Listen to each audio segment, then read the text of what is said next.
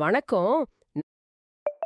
நாம இன்னைக்கு பணத்தை எவ்வளவு சுலபமா அனுப்புறோம்னு யோசிச்சு பாருங்களேன். ஒரு ஃபோன், ஒரு ஆப், சில நொடி தான். ஆனா சில வருஷம் முன்னாடி பேங்க்குக்கு போய் ஒரு ஃபார்ம் நிரப்பி மணிக்கணக்கா காத்துக்கிட்டு இருந்தோம். இப்போ ஒரு பெரிய கேள்வி. இந்த முழு பேங்கிங் சிஸ்டத்தையும், அதாவது பேங்க், புரோக்கர்னு எந்த ஒரு மைய அதிகாரமும் இல்லாம நாமளே முதல்ல இருந்து உருவாக்க முடிஞ்சா எப்படி இருக்கும்? இந்த கேள்விதான் இன்னைக்கு நாம ஆழவா பார்க்க போற விஷயத்தோட மையம். உங்ககிட்ட இருந்து வந்திருக்கிற ஆதாரங்களை வச்சு பார்த்தா நாம ரெண்டு உலகங்களை ஒப்பிட போறோம். ஒரு பக்கம் நாம தினமும் பயன்படுத்துற பாரம்பரிய நிதி அமைப்பு, அதாவது ட்ராட்ஃபை. இன்னொரு பக்கம் இப்போ வேகமா வளர்ந்து வர்ற பரவலாக்கப்பட்ட நிதி, அதாவது டீசென்ட்ரலைஸ்ட் ஃபினான்ஸ், சுருக்கமா டிஃபை. குறிப்பா அதோட அடுத்த கட்ட பரிணாமமான டிஃபை 3.0 பத்தி தான் பேச போறோம். அதோட கொள்கைகள் என்னென்ன? முக்கியமா DeFi 1.0லேருந்து 3.0 வரைக்கும் எப்படி வளர்ந்திருக்கு? இதனால ஒரு பயனரா உங்களுக்கு என்ன லாபம், என்ன நஷ்டம்னு எல்லாத்தையும் அலசி ஆராயலாம். முதல்ல அடிப்படையிலிருந்து ஆரம்பிக்கலாம். இப்போ நான் என் பணத்தை பேங்க்ல போடுறேன். அவங்க அதை பாத்துக்கறாங்க. இதுக்கும் DeFiக்கும் என்னதான் பெரிய வித்தியாசம்? உங்க ஆதாரங்கள்ல இருக்கிற UBOF அறிக்கை இது அழகா விளக்குது. இதுல முக்கிய வித்தியாசமே அதோட தத்துவத்துல தான் இருக்கு.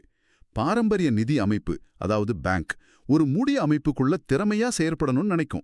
ஆனா டிஃபையோட நோக்கமே நிதி சேவைகளை யாருக்கெல்லாம் மறுக்கப்படுதோ அவங்க உட்பட எல்லோருக்கும் பாகுபாடு இல்லாம கொண்டு சேர்க்கணுங்கிறது தான். எல்லோருக்கும் கிடைக்கும் சொல்றீங்க. கேட்க நல்லாதான் இருக்கு. ஆனா நடைமுறையில இது எப்படி சாத்தியம்?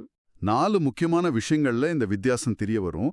முதல்ல கஸ்டடி, அதாவது உங்க சொத்து யார் கண்ட்ரோல்ல இருக்குங்கிறது. பேங்க்ல உங்க பணம் அவங்க கண்ட்ரோல்ல இருக்கும், அது கஸ்டோடியல். ஆனா டிஃபைல உங்க பணத்துக்கான கண்ட்ரோல் உங்ககிட்ட மட்டும்தான் இருக்கும். இது நான் கஸ்டோடியல். ஒரு பர்சனல் சேஃப் மாதிரி அதோட சாவி உங்ககிட்ட மட்டும்தான் இருக்கும். சரி, அப்போ வெளிப்படைத்தன்மை, அதாவது டிரான்ஸ்பரன்சிலையும் வித்தியாசம் இருக்குமே. பேங்கோட கணக்கு வழக்குகள் ரொம்ப ரகசியமா இருக்குமே. கரெக்ட். பேங்கோட கணக்குகள் யாருக்கும் தெரியாது. ஆனா டிஃபைல பிளாக் செயின்ல நடக்கிற ஒவ்வொரு பரிவர்த்தனையும் ஒரு பொது டைரி மாதிரி யார் வேணாலும் பார்க்கலாம். மறைக்கிறதுக்கு எதுவும் இல்ல. மூணாவதா அணுகல், அதாவது ஆக்சஸ். பேங்க்ல அக்கவுண்ட் திறக்கணும்னா கேஒய்சி, ஆதார்னு ஏகப்பட்ட விதிகள் இருக்கு. அவங்க அனுமதிச்சா தான் முடியும். ஆனா டிஃபைல ஒரு கிரிப்டோ வாலெட் வச்சிருக்கிற யார் வேணாலும் இதுல பங்கேற்கலாம். யாருடைய அனுமதியும் தேவையில்ல. அப்போ இந்த பேங்க் புரோக்கர் மாதிரி மத்தவங்களுக்கு இங்க வேலையே இல்லையா? நிச்சயமா. பாரம்பரிய நிதியில ஒவ்வொரு பரிவர்த்தனைக்கும் ஒரு இடைத்தரகர் தேவை. ஆனா டிஃபைல இந்த வேலைய ஸ்மார்ட் ஒப்பந்தங்கள் பார்த்துக்கும். Smart contracts. ஆமா, இது ஒரு தடவை எழுதப்பட்டா தானா இயங்குற ஒரு கம்ப்யூட்டர் ப்ரோக்ராம். மனுஷ தலையீடு தேவையில்ல. உங்க ஆதாரங்கள்ல ஒரு வீடியோ சொல்ற மாதிரி உங்க போனே உங்க வங்கியா மாறுறதுக்கான சாத்தியம் இதுல இருக்கு. அப்போ டிஃபைங்கிறது ஒரே மாதிரி இல்ல. அதுவும் காலப்போக்குல மாறிட்டே வந்திருக்கு. உங்க ஆதாரங்கள்ல DeFi 1.0, 2.0, 3.0ன்னு 3 கட்டங்களா பிரிச்சிருக்காங்க. இது ஒரு கதை மாதிரி இருக்கு. முதல் அத்தியாயம் என்ன? முதல் அத்தியாயம் டிஃபை 1.0. இது 2020ல நடந்த டிஃபை சம்மர்னு சொல்வாங்க. டிஃபையோட அஸ்திவாரமே அப்பதான் போடப்பட்டுச்சு. யூனிஸ்வாப் மாதிரி தானியங்கு சந்தை உருவாக்குற ஏஎம்எம்கள், ஆவே, காம்பவுண்ட் மாதிரி கடன் கொடுக்கிற தளங்கள், மேக்கர் டாவோட ஸ்டேபிள் காயின்கள்னு பல புதுமைகள் வந்துச்சு. இத டிஃபையோட முதல் மணி லெகோஸ், அதாவது நிதிக்கான கட்டமைப்பு செங்கற்கள்னு சொல்வாங்க. ஒரு நிமிஷம். இந்த காலகட்டத்துல வருடாந்திர வட்டி விகிதம், அதாவது APY ஆயிரக்கணக்கான சதவிகிதத்துல இருந்ததா சொல்றாங்க. அது எப்படி சாத்தியம்? ஒரு பேங்க் எனக்கு 2% வட்டி கொடுத்தாலே அதிகம். இங்க மட்டும் எங்கிருந்து அவ்வளவு பணம் வந்துச்சு? இது ஒரு மாதிரியான சூதாட்டம் மாதிரி இல்லையா? உங்க சந்தேகம் ரொம்ப சரியானது. அந்த காலகட்டத்துல அந்த அதிகப்படியான ஏபிஒய் பெரும்பாலும் புதிய முதலீட்டாளர்கள் உள்ளே கொண்டு வந்த பணத்துல இருந்தும் அந்தந்த ப்ராஜெக்டோட டோக்கன்களை அதிகமா அச்சிட்டு கொடுத்ததுல இருந்து தான் வந்துச்சு. உண்மையான வருமானம் ரொம்ப கம்மி. இதனால இது நீண்ட காலத்துக்கு நீடிக்காதுன்னு தெரிஞ்சது. இது இல்லாம நெட்வொர்க் ரொம்ப பிஸியா இருந்ததால ஒரு சின்ன டிரான்சாக்ஷன் செய்யக்கூட நூற்றுக்கணக்கான டாலர் கட்டணம் ஆச்சு. முக்கியமா பணப்புழக்க சிக்கல், அதாவது லிக்விடிட்டி இஷ்யூ பெரிய பிரச்சனையா இருந்துச்சு. ஓகே. அப்போ முதல் முயற்சி நல்லா ஆரம்பிச்சாலும் நிறைய ஓட்டைகளோட இருந்திருக்கு. குறிப்பா முதலீட்டாளர்கள் எப்ப வேணும்னாலும் அவங்க பணத்தை மொத்தமா எடுத்துட்டு வெளியே போக வாய்ப்பு இருந்துச்சு. இத சரி செய்யத்தான் அடுத்த கட்டம் வந்ததா? DeFi 2.0 எப்படி இத சரி பண்ண முயற்சி செஞ்சது? பணப்புழக்கம் திடீர்னு வெளியே போனா மொத்த சிஸ்டமும் சரிஞ்சிடும். இந்த பிரச்சனைய சமாளிக்கத்தான் DeFi 2.0 வந்துச்சு. அது நெறிமுறைக்கு சொந்தமான பணப்புழக்கம், அதாவது புரோட்டோகால் ஓன்டு லிக்விடிட்டி, சுருக்கமா POLன்னு ஒரு புது ஐடியாவை கொண்டு வந்துச்சு. இதுல முதலீட்டாளர்கள்கிட்ட இருந்து பணத்தை வாடகைக்கு எடுக்கிறதுக்கு பதிலா அந்த ப்ராஜெக்டே தனக்கான பணப்புழக்கத்தை சொந்தமா உருவாக்கிக்கிச்சு. கேக்க நல்ல ஐடியாவா தான் தெரியுது. அப்போ பிரச்சனை தீர்ந்த மாதிரி தானே? ஆனா இதுலயும் ஒரு சிக்கல் வந்ததா உங்க ஆதாரங்கள் சொல்லுதே. ஆமா, இது வேற ஒரு பிரச்சனைக்கு வழிவகுத்துடுச்சு. ப்ராஜெக்டே பணப்புழக்கத்தை கட்டுப்படுத்த ஆரம்பிச்சதால அதிகாரம் சில பேர் கைக்கு போயிடுச்சு. இது டிஃபையோட முக்கியமான கொள்கையான பரவலாக்கத்துக்கு எதிரா இருந்துச்சு. டீசென்ட்ரலைசேஷனுக்கு எதிரா? ஆமா, அதாவது பேங்க் மாதிரி ஒரு மைய அதிகாரத்தை ஒழிக்கணும்னு ஆரம்பிச்சு இவங்களே ஒரு சின்ன பேங்க் மாதிரி ஆகிட்டாங்க. அதனால இதுவும் ஒரு முழுமையான தீர்வா அமையல.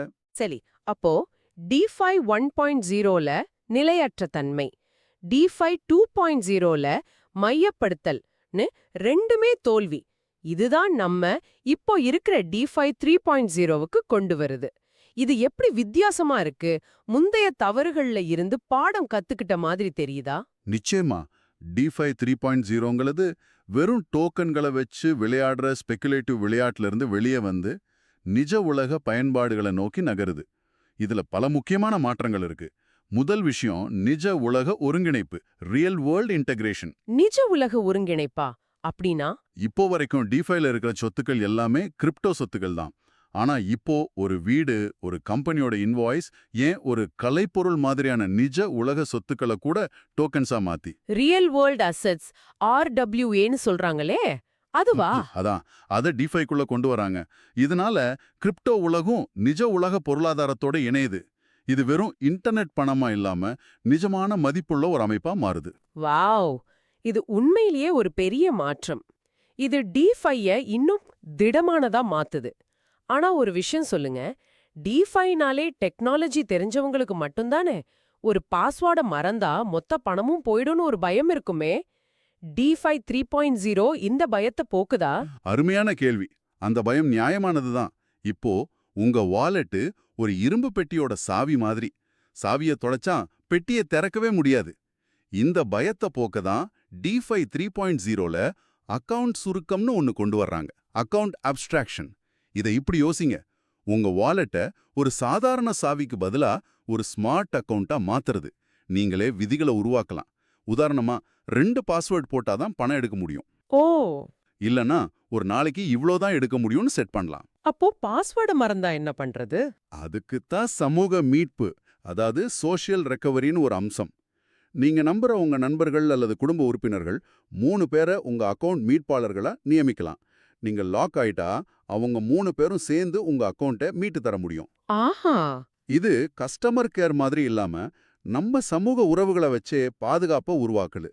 இதனால ஒரு இமெயில் அனுப்புற அளவுக்கு DeFi-ய பயன்படுத்துறது சுலபமாகிடும். இது ரொம்பவே தேவையான ஒண்ணு. சரி, அந்த ஆயிரக்கணக்கான சதவிகித APY கதை என்னாச்சு? DeFi 3.0லயும் அது தொடருதா? அதுதான் DeFi 3.0ஓட இன்னொரு முக்கியமான புத்திசாலித்தனமான மாற்றம். அது நிலையான பொருளாதாரம், சஸ்டெய்னபிள் எக்கனாமிக்ஸ். அந்த நம்ப முடியாத APYகளுக்கு பதிலா உண்மை வருவாய், அதாவது ரியல் ஈல்டுங்கிற கான்செப்டுக்கு மாறுது. அதாவது அந்த தளம் வழங்குற சேவைகளுக்கு கிடைக்கிற உண்மையான கட்டண வருவாய முதலீட்டாளர்களுக்கு பிரிச்சு கொடுக்கறது. இது ஒரு லாட்டரி டிக்கெட் மாதிரி இல்லாம ஒரு நல்ல கம்பெனியோட பங்குகள்ல இருந்து வர்ற டிவிடெண்ட் மாதிரி. இது நீண்ட காலத்துக்கு நிலைச்சு நிற்கும். இதோட பல அழுக்கு தணிக்கைகள், சிறந்த பாதுகாப்பு நடைமுறைகள்னு பாதுகாப்பும் அதிகரிச்சிருக்கு. சரி, இப்போ உங்க ஆதாரங்கள்ல இருக்கிற ஒரு நிஜ உலக உதாரணத்தை பார்க்கலாம். ஆரிஜினும் அதோட LGNS டோக்கனும். இது ஒரு DeFi 3.0 ப்ராஜெக்ட்னு சொல்லப்படுது. ஆமா, ஆரிஜினோட வெப்சைட்ல இருக்கிற வாசகங்களை பாருங்க. எந்த நாட்டுக்கும் சொந்தமானதல்ல, யாராலும் முடக்க முடியாது, அதிகாரத்தால் அல்ல கோடால் நிர்வகிக்கப்படுகிறது. இந்த வார்த்தைகள் எல்லாமே DeFi-யோட அடிப்படை கொள்கைகளோட கச்சிதமா பொருந்துது. இது ஒரு இரண்டாவது நிதி அமைப்பு, நிதி இறையாண்மை அப்படின்னு பெரிய வாக்குறுதிகளை கொடுக்குது. இந்த வாக்குறுதிகள் எல்லாம் DeFi 3.0ஓட நோக்கத்தோட இவ்ளோ நேரம் பேசுனது எல்லாம் தொகுத்து பார்த்தா நமக்கு முன்னாடி 2 வழிகள் இருக்கு. ஒரு பக்கம் பல 100 வருஷமா இருக்கிற ஒழுங்குபடுத்தப்பட்ட, பாதுகாப்பான, ஆனா கொஞ்சம் மெதுவான, எல்லோருக்கும் கிடைக்காத பாரம்பரிய வங்கி அமைப்பு. இன்னொரு பக்கம் வெளிப்படையான திறந்த கட்டுப்பாடு நம்ம கையில இருக்கிற DeFi 3.0 இது ஒரு பிரகாசமான எதிர்காலத்துக்கு வழிகாட்டுது. ஆனா இது இன்னும் குழந்தை பருவத்துல தான் இருக்கு. இதனால இதோட ஆபத்துகளும் அதிகம். பாரம்பரிய நிதியில நிறுவனங்கள் கட்டுப்பாட்டை வச்சிருக்கு, ஆனா ஆபத்துகளை அரசாங்க ஒழுங்குமுறைகள் குறைக்குது. DeFiல கட்டுப்பாடு உங்க கையில இருக்கு, ஆனா ஆபத்துகளை நிர்வகிக்கிற முழு பொறுப்பும் உங்ககிட்ட தான் இருக்கு. DeFi 3.0 பயனர் அனுபவத்தை சுலபமாக்கியும் நிஜ உலகத்தோட இணைஞ்சும் இந்த இடைவெளியை குறைக்க முயற்சி பண்ணுது. ஆனா பொறுப்பு அதிகங்கிறது தான் இங்க முக்கியம். அப்போ நாம ஒரு முக்கியமான கட்டத்துல இருக்கோம். இறுதியா ஒரு சிந்தனையை தூண்டும் கேள்வியோட முடிக்கலாம்னு நினைக்கிறேன். பல நூற்றாண்டுகளா நம்ம நிதி உலகம் ஒரு அடிப்படையான கொள்கையில இயங்கிட்டு இருக்கு. ஆமா, உங்க ஆதாரங்கள்ல இருக்கிற UBOF அறிக்கை ஒண்ணு நம்ம பாரம்பரிய நிதி அமைப்பு கிட்டத்தட்ட 600 வருஷம் பழமையான இரட்டை பதிவு கணக்கியல் முறையை பயன்படுத்துதுன்னு சொல்லுது. Double entry accounting. ஆமா, அதாவது ஒவ்வொரு வரவுக்கும் ஒரு செலவு இருக்கும். இதுதான் கணக்கு வழக்குகளோட அடிப்படை. ஆனா DeFi பிளாக்செயின் மூலமா 3 பதிவு கணக்கியல் அப்படின்னு ஒரு புதிய முறையை அறிமுகப்படுத்துது. Triple entry accounting. கரெக்ட். இதுல வரவு செலவு இல்லாம பிளாக்செயினே ஒவ்வொரு பரிவர்த்தனைக்கும் யாராலும் மாற்ற முடியாத சரிபார்க்கப்பட்ட ஒரு 3வது பதிவா செயல்படுது.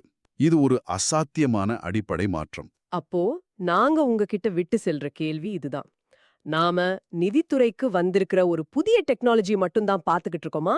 இல்லனா கடந்த 500 வருஷத்துக்கு மேல நாம மதிப்பையும் நம்பிக்கையும் பதிவு செஞ்சு வந்த முறையில நடக்க போற முதல் அடிப்படை மாற்றத்தை நாம சந்திச்சுக்கிட்டு இருக்கோமா?